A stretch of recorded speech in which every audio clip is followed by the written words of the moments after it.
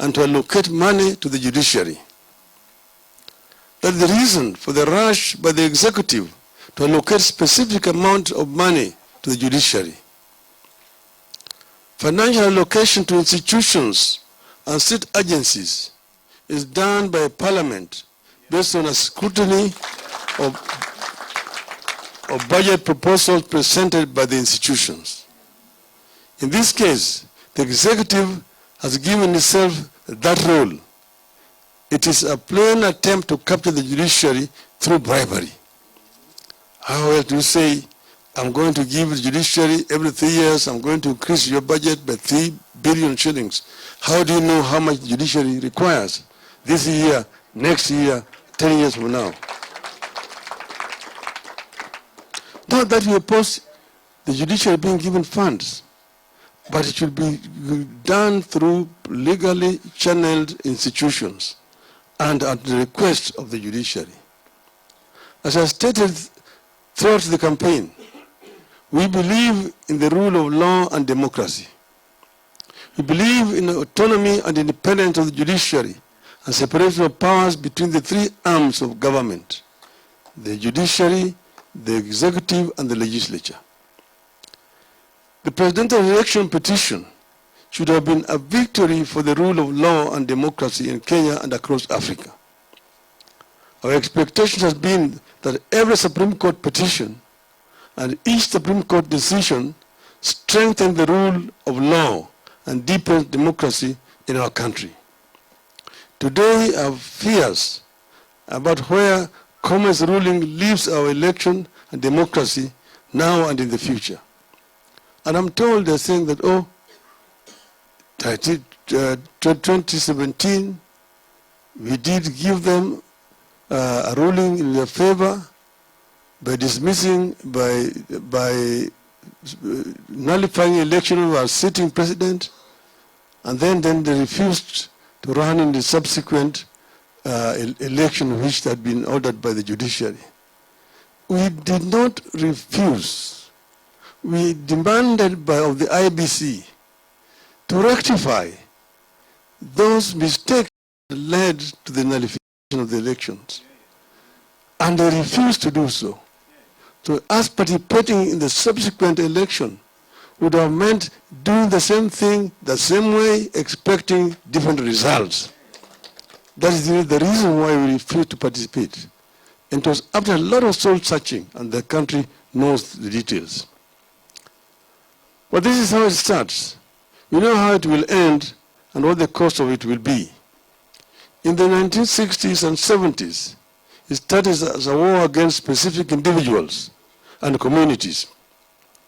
By the time it was full bloom, no Kenyan was safe from the state terror. It has started again. You have three urgent tasks that we must not fail in, and on which we must embark on immediately. One, save the judiciary, which is offering itself for state capture. Two, transform and reform the IBC and make it capable of conducting credible elections. Three, to stop the legislature from offering itself for state capture and have it play its oversight role over the government. Parliament must say no to attempts by a rogue executive to intimidate and profile civil servants and security agencies.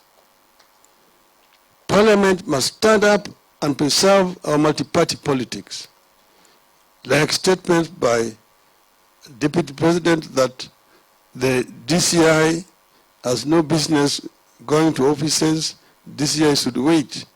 The DCI is not going to offices.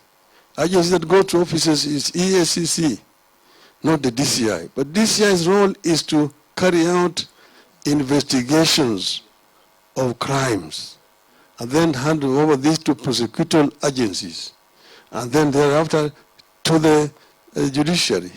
That is how the criminal justice system works. I know it from experience. I'm not a lawyer. When the law doesn't rule, thuggery does. In a government awash with thugs, You must not sit back and watch as political control is being extorted over the judiciary, the prosecution, the civil service, and the police and election management body. This is how dictatorship is born, and we have to respond to what is shaping up with a sense of urgency and alarm. So, ladies and gentlemen, what am I saying?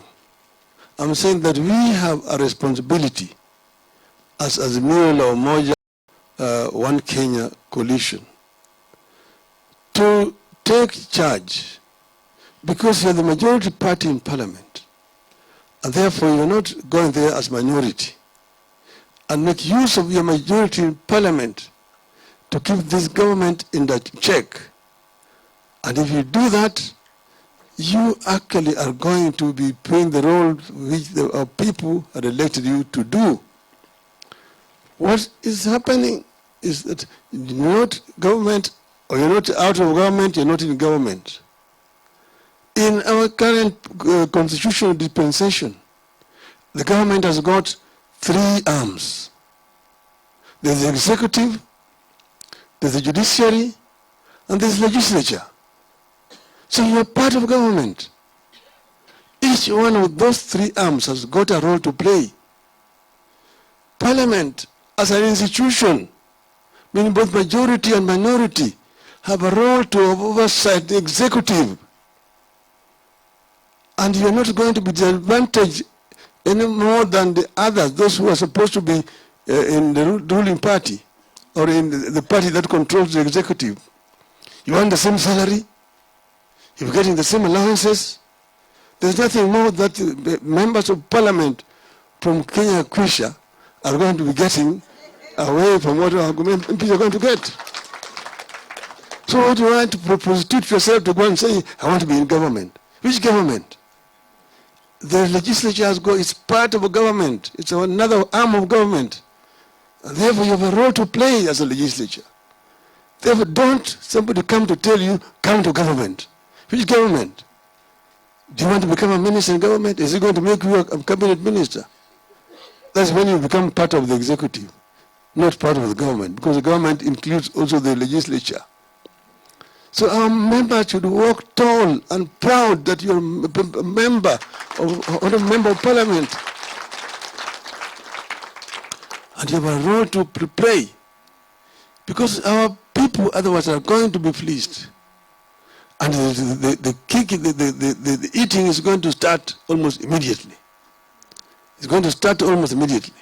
So you've got a role to play. And if you play that role, our people are going to respect you people. This is what we want to say. So now when you're here, we want you to leave this place as a united force. We come in as a coalition of parties which are coming together, but we want you people to bond. Because in parliament, you are going to be members of Azimio One Kenya coalition. And then, don't be greedy over positions, because that is where it starts. People now begin to suspect each other. Oh, I wanted this and that. It can only go to one person at a time. If you don't have it today, you'll have it tomorrow. But be part of the team. I know that members want to be members of this committee, chairman of this committee, majority leader or minority leader, or want to be a whip, and want to be this and that. If you don't get it, that is not the end of the world. And let us treat each other with a lot of respect. Don't begin, oh, we are the bigger member of this coalition and so on. Why? Being bigger member of a coalition means that you must make concessions to the others. They always say, if you go and ask the German members of parliament, that in a coalition there in Germany, the smaller parties get more than their fair share, so that the coalition can stick together. That is, it's all over the world. So don't abuse your majority and say we must get this because we are the majority party. because if that happens, then you remain on your own. So let us agree that we want to bond together and become one in Parliament. If you do that, then this coalition will survive, and it will be able to perform its role, and it will also be able to protect those who are not with you in Parliament. You're not with you in Parliament. So you have foot soldiers in Parliament. You've given me weapons to go and fight on our behalf. If you begin fighting among yourselves, the enemy will overrun you. So you need to foster unity among yourselves and leave this place united until you go out there. If you don't get this, be happy that somebody else has gotten it. And if it does not do it properly, we'll come and again we'll change. We'll change again. This is what I want you people to agree to do. And if we do that, we will be proud of you people. So I therefore want to thank you for attending this meeting today and urge you once again to remain steadfast. Be frank and talk to each other freely as you bond and become one unit of Azimio la Umoja. Thank you. Thank you very much, ladies and gentlemen. Azimio! Azimio! Azimio! Azimio! Asanteni sana.